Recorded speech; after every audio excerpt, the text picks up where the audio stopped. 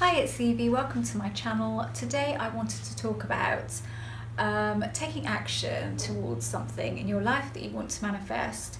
How much action should you take? Should you take any action? And what kind of action? What is inspired action and what is ego action? Because there is a difference. There really is a difference between ego action and inspired action. I have had inspired action thoughts that have woken me up in the early hours of the morning. Twice this happened, and it was both with writing projects that I was on, completely inspired, and so much so that at one time I got up because I was so scared that I would forget it in the morning and wrote it down. I didn't forget it in the morning, but it was so inspired. But then again, I've had inspired action that's just come to me naturally as I've been sat at my desk working, and it's been such a simple idea that I've thought, why the hell did that not come to me before? Because it's so simple.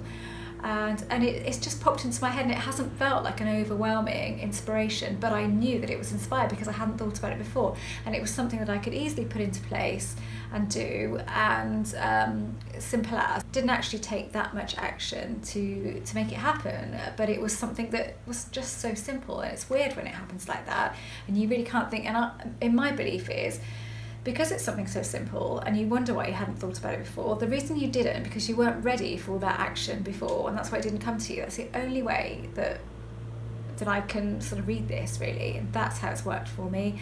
I have had what I've thought is that inspired action is not, and I'm not sure, and generally when you're not sure it isn't. But my key rule here is, if I have an idea to do something, and it could be anything, could be reaching out to somebody, something to do with work, something to do with my writing, whatever. If I have a thought and I'm unsure, I wait for half an hour and I ask myself, should I be doing this? And I will always get an intuitive response. And I have practiced, and I'm going to do a video on how to use your intuition, working with your intuition, practicing with your intuition, in order to always get the right response, in order to always follow that response and get the best results for you that way. Because that's what happens when you follow your intuition. It's there for a reason. We've been designed with this amazing gift, and when we learn to use it, it's changed my life. Actually, lots of things have changed my life to do with this, mostly learning about vibration and learning to work with my intuition. I really wanted to do that because I've made some real bum decisions in the past, listening to my ego rather than my inspired, rather than that inspiration and that intuition. So I do it all of the time. And I never make any kind of radical decision without having that idea first, or sort of to make that decision or to go with that thing, and then waiting half an hour and asking myself, is this the right thing to do? And whatever I get back now, I know is right and I know is inspired, and I go with that. But it did take me a while, and I did get some false negatives sometimes and some false positives.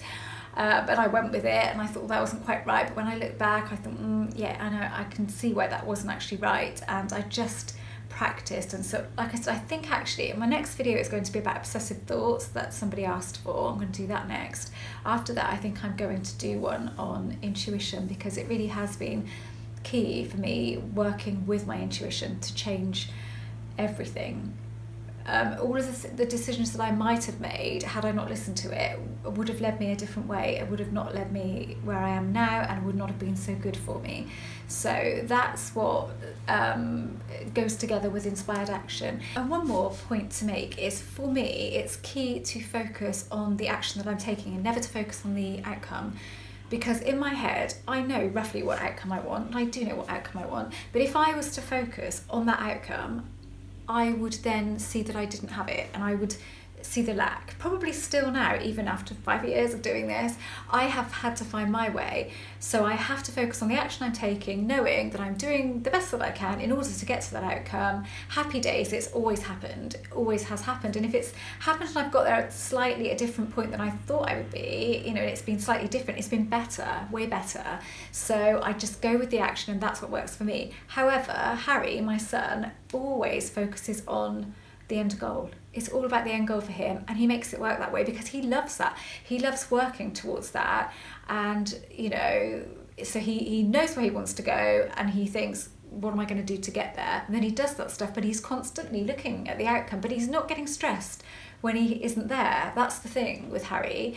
Oh, I'm not quite there yet, I'm not quite there yet. But he's not worried about that because he knows that he will get there. But you see, that wouldn't work for me. So I don't take that course in my head at all. I have to go a different route. And funnily enough, my ex-apprentice, digital media apprentice, who works for himself now, and I outsource a lot of work to him from my business now so that I can concentrate on my writing and all of this stuff.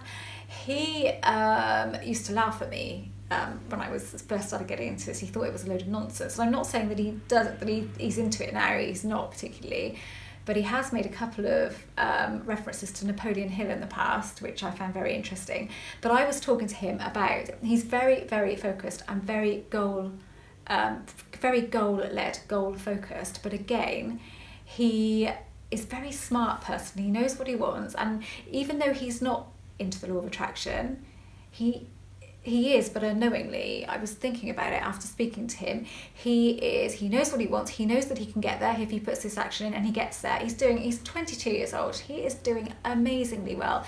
He's an influencer, he does work for me, he does work for other people, he's an influencer, he's an amazing photographer, and he's done some advertising stuff for Adobe, because he knows what he wants and he just goes for it. So in effect, he is using the law of attraction, but not purposely. And sometimes it's easier, isn't it, when we do it, we don't really know that we're doing it. So he would just say, well, I know where I want to go, and that's where I'm going, and that's where I get. Yeah, and that's what life is all about, isn't it? So, you know, different things work for different people. And I think once you know about the law of attraction, it's quite difficult to be goal focused, if depending on what your personality type is. For me, I have to be action focused, and I have to be very relaxed about the outcome. I know that the outcome that I want, but I have to tell myself as close as I can get to that, the better. I've always got there. I've pretty much always got there on point doing it that way, because that just releases for me a little bit of resistance. Because, you know, my moments with this, my God, you know, I am not a guru and some sort of somebody that thinks that they know everything, and I definitely still a work in progress. I think we all are really with this. If we say we're not, then we're probably lying. I think we all are, because we're human, you know, and we're trying to make magic happen with our human brains. So yeah, I definitely do still get my moments, but I have made the vibration thing work for me, working with vibration and working on the action, not focusing on the outcome. Now, for example, I wanted to change my life. I wanted to change my core being, and there were lots of things that I wanted to change, but I honed in on that in the end and decided that I just wanted to change my reactive nature, and that's what I did. And I worked with a few affirmations, and I also just worked with my feelings on that and my determination to change that and to practice not reacting. And so that's what I did, practice not reacting, along with other things. So I had to take some action in order to change that about me.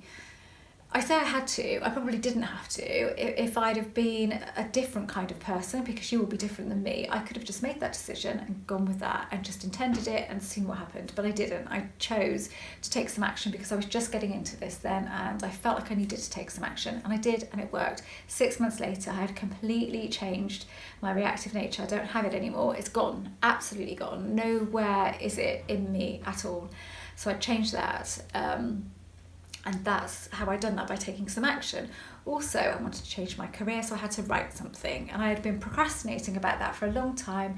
Eventually, I did. I started writing. I put an article out there. It got rejected. I wasn't bothered about that. Actually, I was quite happy about that because I'd had my first rejection. Woohoo, I was a proper writer. And then I resubmitted the same article, but changed it in order to make it better, I thought. And I thought, give it another go, because they didn't really point out to me really what was wrong with it. I think there was a huge amount wrong with it. But anyway, submitted it again. It got accepted. And I was on a roll then, and I got lots of stuff accepted, and I started writing for various different platforms, and that's a whole nother video, but that required action. With a specific person, generally no action is required, but where you need to do something in order to change your career. I mean, I think now, in the position that I'm in now, and the way that I feel about things now and what I know now, I probably wouldn't have had to. Say I was just coming to writing now, but I'd had my 5 years of doing this and knowing what this was all about, I could have probably just sat on my ass and waited for somebody to ask me to write something for them. and I believe that I probably could have got away with that and done it that way, but back then I couldn't have done that, because I would have thought, how can I be a writer if I don't write something? But, you know, once I started writing for different platforms and writing my own stuff, I then got, people started to ask me to write for them. And somebody asked me to write for him even before he knew that I was a writer. So, you know, but like I said, you've got to be in the right headspace at the right time. So inspired action versus ego action. Always ask your intuition. If you're not sure and you're feeling a bit like, oh, it's probably not inspired action. Generally, when it's inspired action, you do have quite an overwhelming feeling to go with that. But again, ask yourself, always go back and ask yourself, always give yourself half an hour at least. I mean, sometimes I'll give myself a day now, because I'll think, well, I'll think about that again later on in the day. I'm in no hurry now, whereas I was always in a hurry before. Everything had to be now. And I thought, if I don't jump on that now, it might get away from me. It might not happen. I need to do it now. And I was like that in life. Before I got into this, I was like that. So I'm not like it anymore. I am still wanting things now, but I accept that I can't have them now. I can't always have them now. I'm just accepting of it now. Anyway, thank you so much for watching this video. Like I said, my next video is going to be about obsessive thoughts and, you know, just not allowing things to happen because you keep getting in your own way. And after that, I will definitely do a video about intuition, how I make my intuition, how I listen to my intuition at every turn. I never ignore it anymore, whereas I used to ignore it every single time, because I didn't like what it was telling me. So I decided I would do something else. I would go, didn't like what it was telling me. It was warning me. Every single time it warned me against stuff, and I went against it and did my own thing, and I don't do that anymore. So thank you for watching. If you haven't subscribed to this channel, I would love for you to do that. Pop along to my website, see what books I've written. I will list my books below for you. There's one about getting back with your ex, releasing attachment, and there's a fiction book that I have out. So yeah, see, you know, you might fancy reading some of those. If not, you might fancy joining up to my members area, which is £5 a month. And if not, then I just hope that you got something from this video, something useful that you can take forward.